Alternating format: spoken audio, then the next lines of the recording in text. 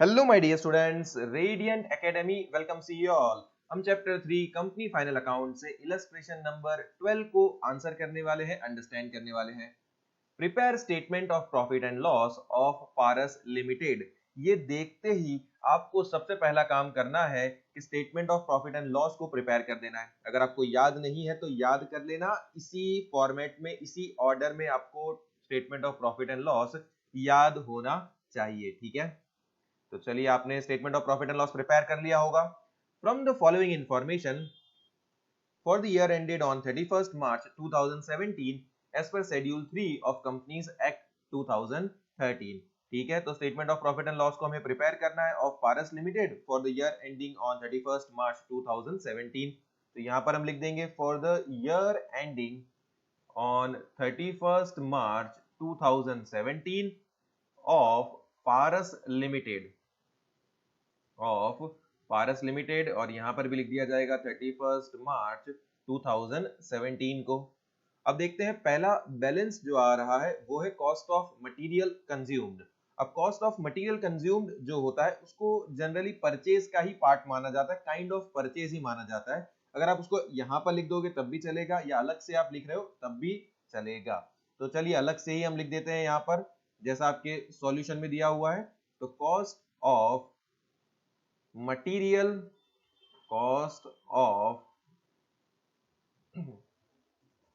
Consumed. ठीक है, cost of material consumed देख लेते हैं कितना है। कॉस्ट ऑफ मटेरियल कंज्यूम्ड है 6,25,000। 6,25,000। तो यहां पर जो है हम वैल्यू लिख देंगे कॉस्ट ऑफ मटेरियल कंज्यूम्ड के लिए 6,25,000। ठीक है, यहां पर हमने लिख दिया है 6,25,000। अब देखिए, परचेज और कॉस्ट ऑफ मटेरियल कंज्यूम में डिफरेंस क्या है। परचेज मतलब हमने पूरे साल में से फॉर एग्जांपल हमने 7 लाख रुपीस का परचेज किया है। पूरा जो साल हमारा बीता है, करंट ईयर कौन सा होगा, 1 अप्रैल 2016 टू 31 मार्च 2017 में, ये हमारा परचेज है। अब इतने परचेज में से हमने करंट ईयर में कितना मटेरियल को कंज्यूम किया है, कितना मटेरियल को यूज किया है मैन्युफैक्चरिंग करने के लिए, तो वो है 6,25,000। इसीलिए इसे कहा जाता है कॉस्ट ऑफ मटेरियल कंज्यूम्ड। ठीक है, तो ये जो डिफरेंस है वो काफी माइन्यूट सा डिफरेंस है, इसीलिए हमने यहाँ पर अलग से ही लिख दिया है cost of material consumed, that is 6,25,000। Clear है ये बात। चलिए अब देखें, अब क्या है, changes in stock of finished goods. अब changes in stock of finished goods जो है 40,000। तो चेंज इन स्टॉक जो है वहीं पर हम लिख देंगे 40,000 चेंज इन स्टॉक, और ये आ जाएगा हमारा 40,000। उसके बाद जो है employees salary and provision for employees 2,60,000। तो ये होगा हमारा employee benefit expenses. Employee benefit expenses देखिए कितने हैं, 2,60,000। तो यहां पर हम लिख देंगे 2,60,000। सैलरी हो, बोनस हो, ये सब एम्प्लॉय बेनिफिट एक्सपेंस का पार्ट बनता है। उसके बाद सेल्स, ये तो होता है हमारा रेवेन्यू फ्रॉम ऑपरेशन। सेल्स जो है वो है हमारा रेवेन्यू फ्रॉम ऑपरेशंस। तो यहां पर हम लिख देंगे सेल्स की वैल्यू, दैट इज 12,70,000। 12,70,000। उसके बाद इंटरेस्ट पेड, तो हमने लोन बोरो की होगी जिस पर हमें इंटरेस्ट पे करने को आया है, तो ये बनता है फाइनेंस कॉस्ट का पार्ट। ठीक है, फाइनेंस कॉस्ट में आ जाएगा इंटरेस्ट पेड। इंटरेस्ट पेड जो है इसकी वैल्यू है 30,000। इंटरेस्ट पेड की वैल्यू कितनी है, 30,000। तो यहां पर जो है हम लिख देंगे 30,000 को। उसके बाद है ऑफिस एंड सेल्स एक्सपेंसेस 52,000। अब ऑफिस एंड सेल्स एक्सपेंसेस देखिए, यहां पर एक्सपेंसेस में कोई ऑफिस एंड सेल्स एक्सपेंसेस नाम का कोई भी हेड नहीं है, तो हम उसे क्लासिफाई करेंगे अदर एक्सपेंसेस में। तो अदर एक्सपेंसेस में हम यहां पर लिख देंगे ऑफिस एंड सेल्स एक्सपेंसेस, जिसकी वैल्यू है 52,000। तो यहां पर आ जाएगा 52,000। उसके बाद डेप्रीसिएशन ऑन फिक्स्ड एसेट्स 28,000। अब डेप्रीसिएशन देखिए, डेप्रीसिएशन का तो क्लियर कट अलग ही हेडिंग दिया हुआ है। तो डेप्रीसिएशन ऑन फिक्स्ड एसेट्स के लिए जो वैल्यू आ जाएगी वो है 28,000। 28,000। उसके बाद है profit on sale of asset 35,000, तो ये है अदर इनकम।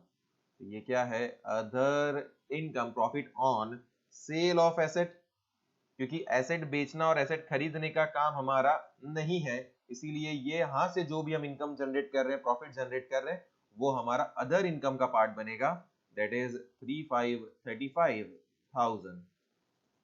तो यहां तक जो है हमने सारे बैलेंसेस को लिख दिया है। अब यहाँ पर टैक्स रेट गिवन है, दैट इज 50% ऑफ प्रॉफिट। अब यहां तक पहुंचने के लिए पहले हमें जो है टोटलिंग सभी का करना होगा, तो चलिए टोटलिंग करते हैं। 12,70,000 प्लस 35,000 आपको कैलसी पर करना है। देखिए कितना आ रहा है? 13,05,000 जो है वो टोटल रेवेन्यू है। अब देखते हैं टोटल एक्सपेंसेस कितने आ रहे हैं। तो टोटल एक्सपेंसेस मतलब ये सारे एक्सपेंसेस को आपको सिंपली ऐड कर देना है। तो ऐड करने पर जो टोटल एक्सपेंसेस आते हैं वो है 10,35,000। 10,35,000। अब टोटल रेवेन्यू में से टोटल एक्सपेंसेस को माइनस करना है, तो हमें मिलेगा प्रॉफिट बिफोर टैक्स। तो चलिए टोटल रेवेन्यू में से टोटल एक्सपेंसेस को माइनस करने पर प्रॉफिट बिफोर टैक्स जो हमें मिलता है वो है 2,70,000। 2,70,000 और जो टैक्स रेट है वो है 50%। तो प्रॉफिट का 50%, तो 2,70,000 मल्टीप्लाइड बाय 50% आपको अपने कैलसी पर लिखना है। ये लिखने पर आपको जो वैल्यू कैलसी पर नजर आएगी वो है 1,35,000। अब आपको क्या करना है? कैलसी पर ही माइनस का बटन प्रेस करना है और उसके बाद इक्वल टू का बटन प्रेस करना है, जिससे आपको तुरंत मिल जाएगा प्रॉफिट आफ्टर टैक्स, जिसकी वैल्यू होगी 1,35,000। ठीक है, तो यहाँ पर हमें statement of profit and loss for the year ending on 31 March 17 of Paras limited को प्रिपेयर करना था। हमने यहाँ पर प्रिपेयर कर दिया है। दो इंपॉर्टेंट बात है स्टेटमेंट प्रिपेयर करने के लिए, एक तो इसका फॉर्मेटिंग आपको याद अच्छे से होना चाहिए, और साथ में अलग अलग आइटम्स का क्लासिफिकेशन कहाँ पर किया जाता है वो आपको मालूम होना चाहिए। जैसे सेल्स के लिए रेवेन्यू फ्रॉम ऑपरेशंस होता है, profit on sale of asset अगर होगा तो वो अदर इनकम्स पर आएगा। कॉस्ट ऑफ मटेरियल कंज्यूम को स्पेसिफिकली अलग हेड बनाकर आपको लिखना होता है। कॉस्ट ऑफ मटेरियल कंज्यूम और परचेज के बीच में क्या डिफरेंस है वो भी मैंने आपको यहाँ पर बताया है। और साथ ही एम्प्लॉइज सैलरी हो, बोनस हो, जिसको एम्प्लॉय बेनिफिट एक्सपेंसेस के अंदर आपको बाइफरकेट करना है। इंटरेस्ट पेड होगा उसको फाइनेंस कॉस्ट का पार्ट बनाना है।